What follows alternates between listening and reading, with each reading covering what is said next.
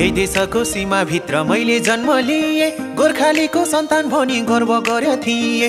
जन्माएको आमाले हो घाँस काट्दा काट्दै, बाउको जीवन यसै गयो दुःख सार्दा सार्दै। हामीलाई के नै सुख छ र, सक्नेले गर नसक्ने गर।